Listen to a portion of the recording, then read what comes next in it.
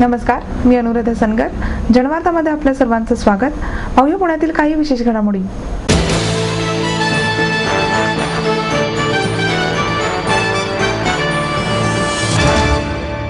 महाराष्ट्र मानकशास्त्र परिषदेच्या वतीने विविध देशांच्या वैशिष्ट्यपूर्ण चलनाच्या प्रदर्शनाचे आयोजन करण्यात आले आहे. दिनांक 15 नोव्हेंबर पासून सुरू झालेल्या या प्रदर्शनाची विविध धातूंपासून बनवलेली नेहमीपेक्षा वेगळ्या आकाराची नाणी, अनियमित आकारांची आणि कमाल तसेच किमान मूल्यातील कागदी चलनं ही वैशिष्ट्ये आहेत.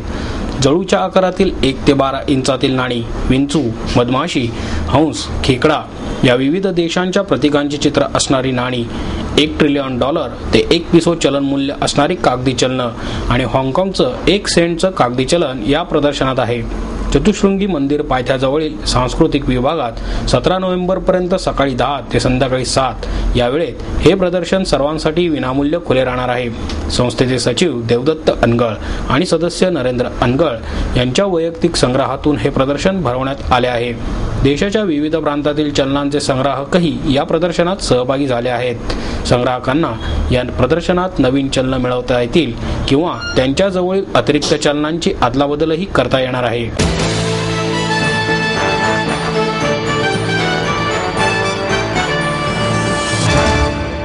अत्याधुनिक वैशिष्ट्य आणि परिपूर्ण अशी BMW Z4 ही नवी मोटार बावरिया मोटर्स या डीलरशिपमध्ये प्रदर्शित करण्यात आली आहे.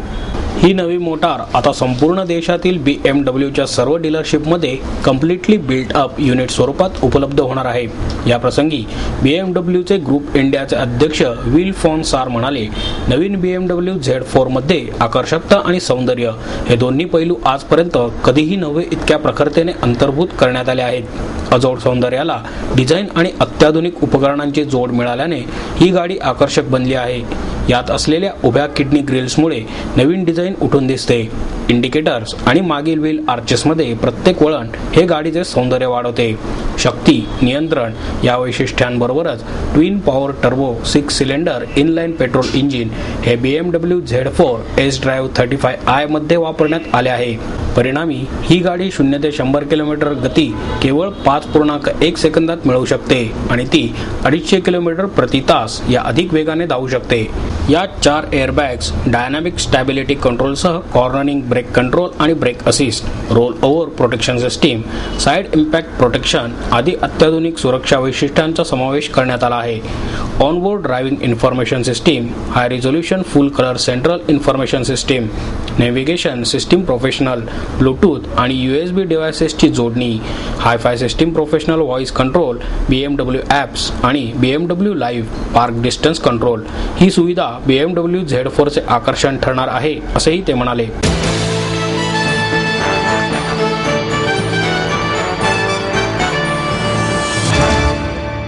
सर्व वृक्ष वनस्पतीमध्ये आदराचे स्थान असलेल्या तुळशी विवाहाचा कार्यक्रम नवी पेठेतील विठ्ठल मंदिरात पार पाडण्यात आला. मराठा मंडळ ट्रस्टच्या वतीने नवी पेठ विठ्ठल मंदिरात सामूहिक तुळशी विवाहाचे आयोजन करण्यात आले होते. या परिसरातील 40 ते 50 नागरिक आपापल्या तुळशीसह येथे उपस्थित होते. मोठ्या धार्मिक वातावरणात हा विवाह सोहळा पार पडला. विवाहासाठी मोठ्या संख्येने नागरिक उपस्थित होते. मराठा मंडळ ट्रस्टचे अध्यक्ष श्रीकांत पवार, बाळकृष्ण कुलकर्णी, ट्रस्टचे विश्वस्त बाळासाहेब काळभोर, नितीन नवले यांनी या विवाहाचे संयोजन केले. कार्तिकी एकादशीपासून तुळशी विवाहाला सुरुवात होते. अगदी सुटसुटीत, साध्या आणि सोप्या पद्धतीने कमी पैशात लग्न कसे केले जाते याचे उदाहरणच म्हणजे तुळशीचं लग्न होय. हाच संदेश देण्यासाठी या विवाहाचे आयोजन करण्यात आले होते.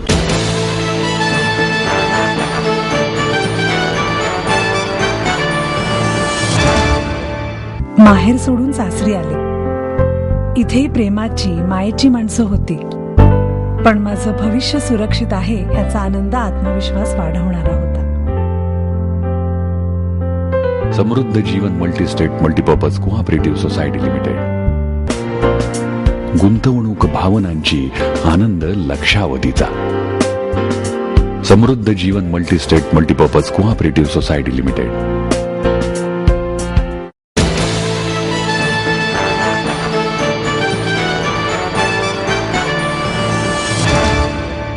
शासनाच्या नव्या अधिसूचनेमुळे मध्यमवर्गीयांच्या घराचे स्वप्न धुळीस मिळणार आहे.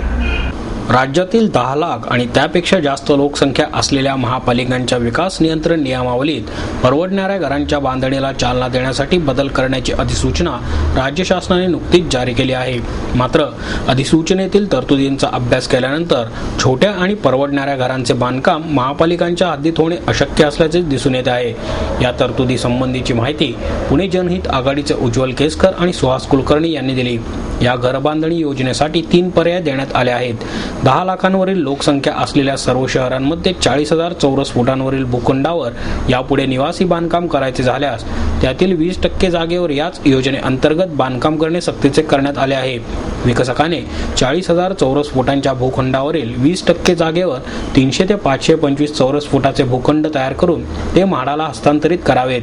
म्हाडाने ते ताब्यात घेऊन 6 महिन्यात त्यावर घरे बांधावीत आणि घरे न बांधल्यास ते भूखंड विकसकाला विकता येतील असा पहिला पर्याय आहे. बिल्डरने 20% जागेवर 300 ते 800 चौरस फुटांच्या सदनिका बांधून त्या म्हाडाला हस्तांतरित कराव्यात आणि म्हाडाने त्याचे पैसे 6 महिन्यात दिले नाहीत तर बिल्डरने त्या सदनिका खुल्या बाजारात विकाव्यात असा दुसरा पर्याय आहे. तिसरा पर्यायात 20% जागेवर विकसकाला 300 ते 500 चौरस फुटांच्या सदनिका बांधून त्या म्हाडाला द्याव्या लागतील. म्हाडाला 6 महिन्यात त्याचे पैसे द्यावे लागतील. तसेच 2,000 चौरस फुटांवर सर्व्हिस अपार्टमेंट बांधून त्या सदनिका विकसकाला विकता येतील. या तिन्ही पर्यायांमध्ये उर्वरित 32,000 चौरस फुटांवर वापरण्यासाठी विकसकाला FSI मिळेल. पण यामुळे सरकार मध्यमवर्गीयांना घरे द्यायला उत्सुक नाही अशी टीका केसकर यांनी केली.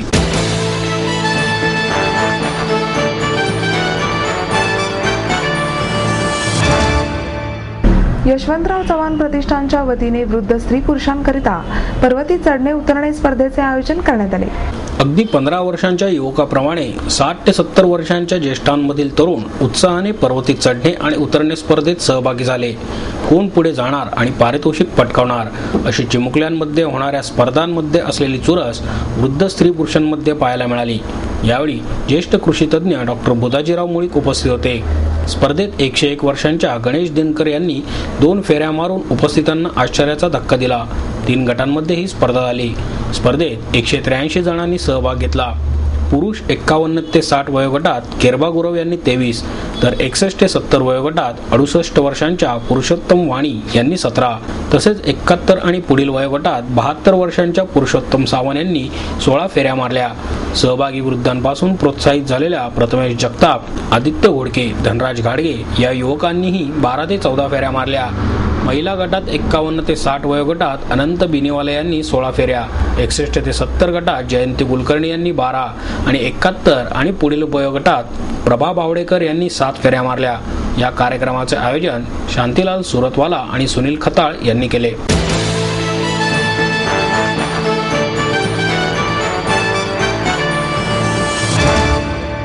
विठू माऊली माझी या कार्यक्रमात सादर करण्यात आलेल्या भक्तिगीतांनी पुणेकर रसिक मंत्रमुग्ध झाले. बालगंधर्व रंगमंदिरात आयोजित या कार्यक्रमाला पुणेकरांचा चांगला प्रतिसाद लाभला. विठू माऊली माझी या नावाने आयोजित या कार्यक्रमात गायिका सुवर्णा माटेगावकर, प्रमोद रानडे, प्रशांत नासेरे यांनी भक्तिगीत सादर करून रसिकांना मंत्रमुग्ध केले. पराग माटेगावकर यांनी याचे संगीत संयोजन केले होते. विठू माऊली तू, मोगरा फुलला, घनव आहे ऋणजुण अशी एकाहून एक सरस भक्तिगीते यावेळी सादर करण्यात आली.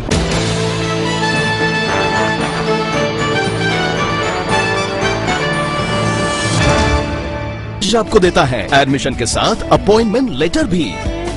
बी civil, computers, electronics, electronic and telecommunications, IT and mechanical. MA computers, electronics, IT and mechanical, diploma engineering, mechanical and computer. MBA finance, HR and marketing. BCA, BBA, MBA and MCA for engineering और साथ ही D.Pharm, B.Pharm और M.Pharm भी. Siddhant international school CBSE from nursery to 5th standard. Siddhant college. Transport एवं hostel facility. 22 एकड़ का विशाल campus. AICT Delhi और Pune university द्वारा मान्यता प्राप्त.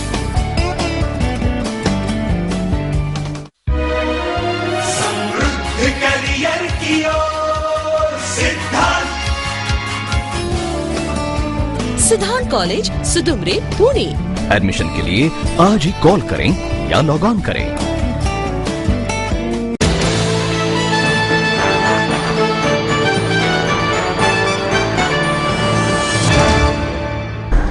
साधना कुरपे यांच्या म्युरल आर्ट पेंटिंगच्या प्रदर्शनाचे उद्घाटन ज्येष्ठ व्यंगचित्रकार मंगेश तेंडुलकर यांच्या हस्ते करण्यात आले. हे प्रदर्शन बालगंधर्व कला दालनामध्ये 13 ते 15 नोव्हेंबर पर्यंत भरवण्यात आले होते. साधना कुरपे यांनी बनवलेल्या विविध प्रकारची म्युरल्स यामध्ये मांडण्यात आली होती. यात विविध रंगछटांचा वापर करून म्युरल्स तयार करण्यात आले होते. कुरपे यांनी त्यांच्या छंदाची जोपासना म्युरल्सच्या माध्यमाने केली आहे. सुबक, आकर्षक आणि प्रभावित करणारे म्युरल्स प्रेक्षकांच्या पसंतीला उतरले. छंद जोपासताना अशा वेळी क्लीन माइंडची गरज असते आणि अशा क्लीन माइंडने कलाकार अधिकच रूपक स्वरूपात त्याची कला बाहेर आणू शकतो, असे मंगेश तेंडुलकर म्हणाले. म्युरल आर्ट पेंटिंगच्या प्रमुख पाहुण्या म्हणून नीलम गोरे, श्याम सातपुते आदी मान्यवर उपस्थित होते.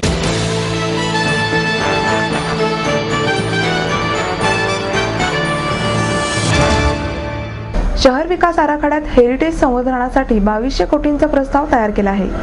राज्य आणि केंद्र शासनाकडे लवकरच तो मंजुरीसाठी पाठवण्यात येणार आहे, अशी माहिती अतिरिक्त आयुक्त राजेंद्र जगताप यांनी दिली. महापालिका, Indian heritage cities network foundation आणि युनेस्को यांच्या संयुक्त विद्यमाने 4थ्या द्वैवार्षिक परिषदेचे आयोजन केले आहे. येत्या 20 ते 22 नोव्हेंबर या कालावधीत ही परिषद होणार आहे. याबाबतची माहिती देण्यासाठी आयोजित पत्रकार परिषदेत जगताप यांनी ही माहिती दिली. पालिकेच्या पुरातत्व विभागाचे कार्यकारी अभियंता श्याम ढवळे यावेळी उपस्थित होते. जगताप म्हणाले, शहरातील ऐतिहासिक वास्तूंची यादी आणि नियमावली तयार करण्यासाठी महापालिकेने हेरिटेज कमिटीची स्थापना केली असून ग्रेड 1 ते 3 याप्रमाणे शहरात अंदाजे 250 हेरिटेज स्थळे निश्चित केली आहेत. त्याचप्रमाणे महापालिकेच्या वतीने शहरातील ऐतिहासिक वास्तूंचे जतन आणि संवर्धनासाठी हेरिटेज सेलही स्थापन करण्यात आला आहे.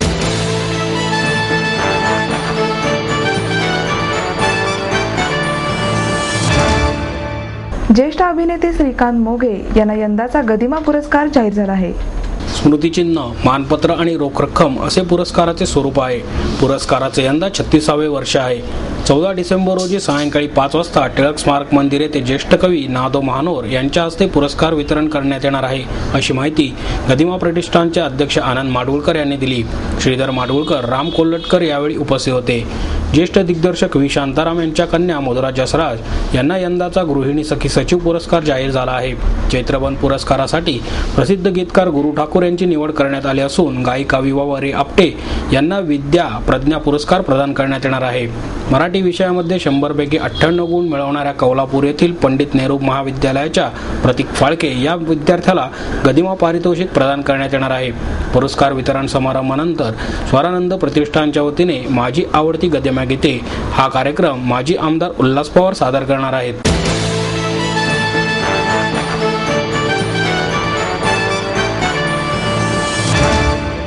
आपलं स्वप्न, आपलं मन, आपलं स्वतःचं घर हेच खरं धन. समृद्ध जीवन पार्क सादर करत आहे 140 फ्लॅट्सची एक प्रशस्त गृह योजना. कात्रज कोंढवा रोडवर बिबवेवाडीपासून फक्त 2 किलोमीटर अंतरावर आपल्या आर्थिक गणितात बसणारे 1 व 2 BHK फ्लॅट्स. तब्बल 3 मजली पार्किंग सह ऐस पैस गार्डन, क्लब हाऊस आणि इतर सुविधांनी सुसज्ज. बुकिंग साठी संपर्क 9850937373 9850947373. समृद्ध जीवन, नांदी सौभाग्याची, सुरुवात प्रगतीची.